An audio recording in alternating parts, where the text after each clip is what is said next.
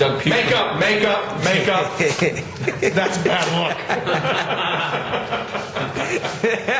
That's staying on camera too. Oh man, we're off to a great start. All right, Doug Pugh from Big County Preps here with John Few, defensive coordinator from Plant High School. Co-defensive coordinator with Matt Johnson.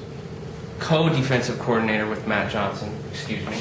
Now, we're going to break down one of Armwood's best passing plays. We've got Alvin Bailey down here, Matt Jones, Darrell Richardson at quarterback. And basically what we're going to do is walk you through step by step to see what Armwood does so well on this play. This is against Jefferson, by the way. Coach, take it away. Well, this is it's a real interesting play because they run so well out of the spread. This is a formation, we call spread now. I think pretty much everybody else does. But because you have the zone look over here, you've got the quarterback in gun with the back in the backfield with him. You can run all sorts of different zone combos from the backfield. Number one. Number two, you've got two of the most talented kids on the football field on the same side of the ball. So that's, if you're going to look at anything, there's somewhat of a clue that may be their focal point, although these kids up here are no slouches. Trust me, they're all great, exceptional athletes, and they'll go use them all. If we're going to give them an inch, they're going to take a mile. So when you have to honor the zone threat as you watch the play develop, you've got to honor the zone threat, and although the play develops quickly enough to somewhat adjust away from the zone, their screen develops so quickly that it's very, very difficult to adjust midstream like that. I mean, that's just an exceptional play. He's an exceptional athlete. The offensive line comes off the ball. They all play assignment football exceptionally well. So it's just a real difficult play to defend. Now, what is the most important component to making that play work? You mean from an offensive standpoint? From an offensive standpoint, and then we'll work on the read. Having enough of a skill set in that formation where people can't key off one or two particular things.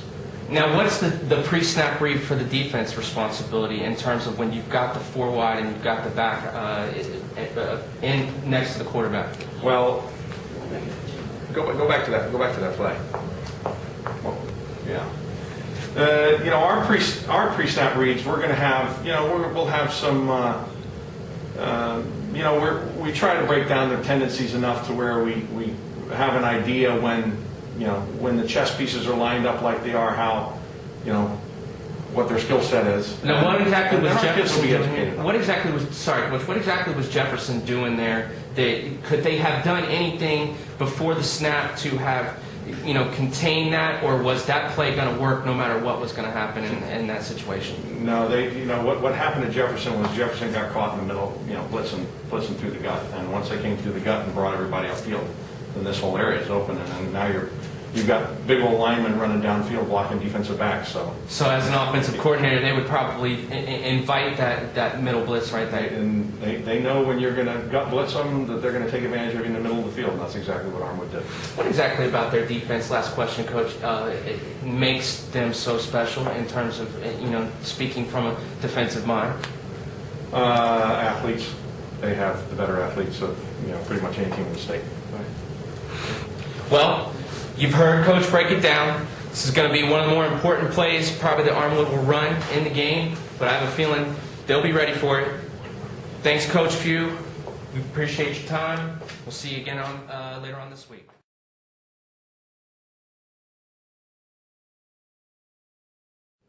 I'm here once again with co-defensive coordinator John Few from Plant High School. We're here to break down the Armwood when they're on in the running game. We've already broken down a passing play. So what we're going to do is we're going to walk through this where they're in the eye. They've got the tight end offset, sling wing. Coach, can you take us through this play? Sure. We call this formation I-slot tight, where the slot is actually lined up tight close to the offensive line. And what they do very well is they've got big boys that pull.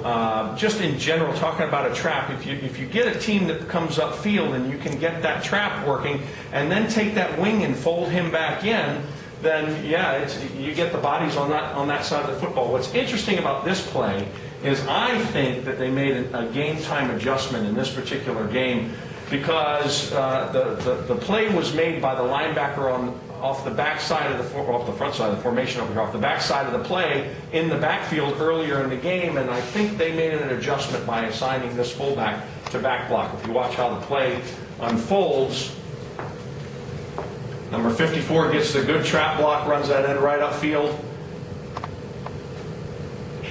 You get 24 or 34 leading through the hole, and then 24 with all the space he needs.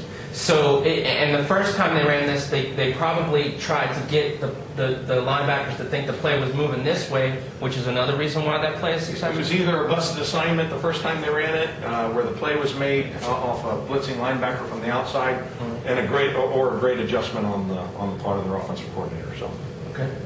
Well, that looks pretty simple enough. But Armwood is they've always been lining up. They're going to make you stop. They don't care whether you know what's coming or not. They're going to make you stop it. Coach, we really appreciate you sitting down for a few minutes and breaking down the offense.